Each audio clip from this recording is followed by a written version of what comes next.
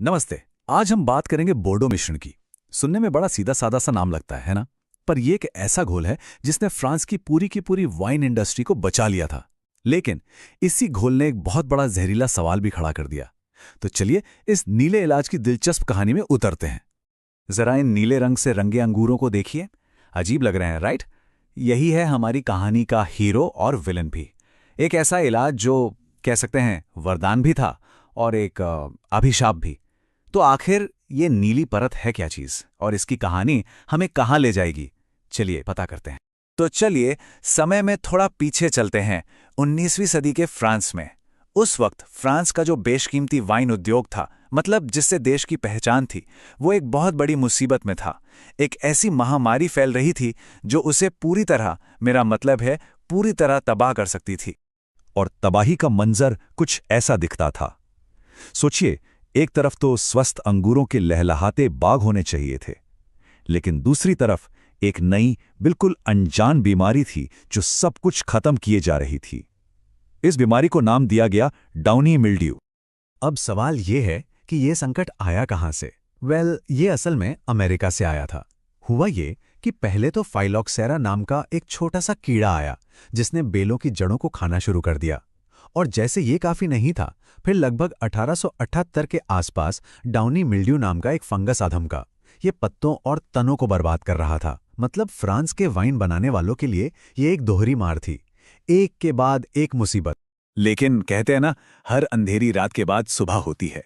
इस पूरी तबाही के बीच उम्मीद की एक किरण दिखाई दी और हमारी कहानी के हीरो बनकर सामने आए पियरे मेरी एलेक्सिस मिलाडेट।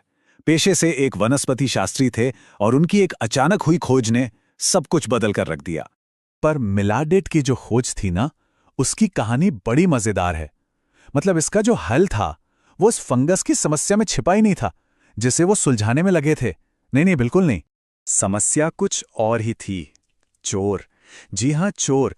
वो लोग जो सड़क के किनारे लगे अंगूरों को चुपके से तोड़कर ले जाते थे। तो भाई, चोरों से बचने के लिए किसानों ने एक जुगाड़ निकाला। उन्होंने कॉपर सल्फेट और चूने को मिलाकर एक बड़ा ही भद्दा सा नीला और कड़वा घोल तैयार किया और इसे सड़क किनारे लगी अपनी बेलों पर छिड़क दिया। आइडिया सिंपल था, इतना गंदा दिखेगा और स्वाद इतना कड़वा होगा कि कोई उन्हें चुराने की हिम्मत ही नहीं करेगा। और बस यहीं पर मिलाडेट की तेज नजर काम कर गई। साल था 1882। चारों तरफ डाउनी मिल्ड्यू से तबाही मची हुई थी, लेकिन उन्होंने एक अजीब चीज नोटिस की। जिन बेलों पर यह बदसूरत सा नीला घोल लगा था, वो पूरी तरह से स्वस्थ थीं। बाकी सब बर्बाद हो रहा था, पर ये बेलें ठीक थीं। ये वाकई एक यूरेका मोमेंट था। और इसी खोज से जन्म हुआ बोर्डो मिश्रण का। ये दुनिया का पहला कामयाब फंगीसाइड, यानी फंगस को मारने वाली दवा थी। और इसमें था क्या? बस 3 सीधी साधी चीजें। कॉपर सल्फेट, जो असल में फंगस को मारता था। दूसरा, भुजा हुआ चूना। इसका काम था कॉपर के जहरीले असर को थोड़ा कम करना ताकि पौधे को नुकसान ना हो। और तीसरा, जाहिर है, पानी। इसे बनाना भी कोई रॉकेट साइंस नहीं था, बहुत आसान था। कॉपर सल्फेट और चूने को अलग अलग पानी में घोलो और फिर कॉपर वाले घोल को धीरे धीरे चूने वाले घोल में मिला दो और बस वो जादुई नीला घोल तैयार हो जाता था। तो बोर्डो मिश्रण ने वाकई फ्रांसीसी वाइन उद्योग को बचा लिया, एक हीरो की तरह। लेकिन जैसा कि अक्सर कहानियों में होता है, कहानी यहां खत्म नहीं होती। हर सिक्के का एक दूसरा पहलू भी होता है। तो अब हम इस चमत्कार के दूसरे अंधेरे पहलू की तरफ चलते हैं।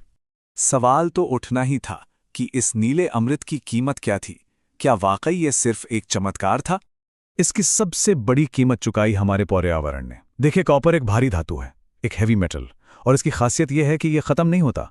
ये बस मिट्टी में जमा होता जाता है। बार बार छिड़काव से अंगूर के बागों की मिट्टी में इसका लेवल इतना ज्यादा बढ़ गया कि वो जहरीली होने लगी।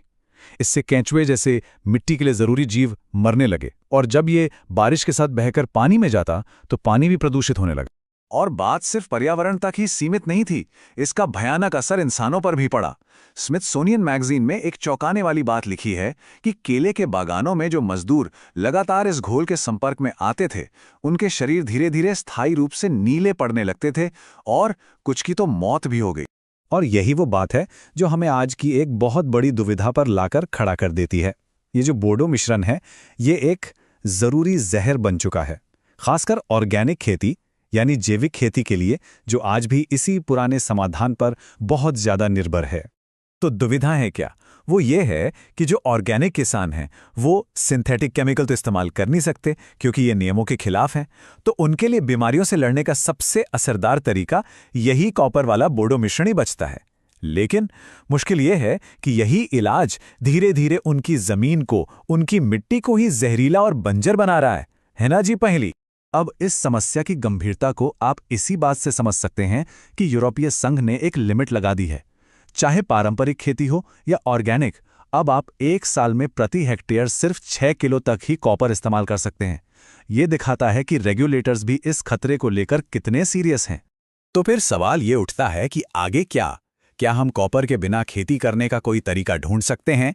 क्या कोई भविष्य है जिसमें हमें इस जरूरी जहर की जरूरत ना पड़े? दुनिया भर के वैज्ञानिक इसी सवाल का जवाब ढूंढने में लगे हैं। और देखिए, इसका कोई एक जादुई हल नहीं है। ऐसा नहीं है कि कोई एक गोली मिल जाएगी और सब ठीक हो जाएगा। वैज्ञानिक कई अलग अलग तरीकों पर एक साथ काम कर रहे हैं, जैसे ऐसी फसलें बनाना जिनमें बीमारियों से लड़ने की ताकत पहले से ही हो, या फिर पौधों के अपने इम्यून सिस्टम को ही इतना मजबूत कर देना कि वो खुद लड़ सकें। और सबसे बड़ी बात, खेती करने के पूरे तरीके को ही बदल देना ताकि बीमारी पनपने का मौका ही कम से कम मिले। और भविष्य शायद कुछ ऐसा दिख सकता है। ये जो आप देख रहे हैं, ये अंगूर की खेती के लिए बनाया गया एक जीरो कॉपर प्रोटोटाइप का डिजाइन है। यह मकसद सिर्फ कॉपर की जगह कुछ और इस्तेमाल करना नहीं है। नहीं, मकसद है खेती के पूरे सिस्टम को ही नए सिरे से डिजाइन करना। तो अंत में ये पूरी कहानी हमारे सामने एक बहुत बड़ा और जरूरी सवाल छोड़कर जाती है। हम सब प्राकृतिक या ऑर्गेनिक खाना चाहते हैं, है ना? लेकिन इस खोज में हम ये कैसे तय करते हैं कि कौन सा प्राकृतिक जहर एक्सेप्टेबल है और कौन सा नहीं? बोडो मिश्रण की कहानी हमें यही सिखाती है कि इसका जवाब उतना सीधा नहीं है जितना हमें लगता है।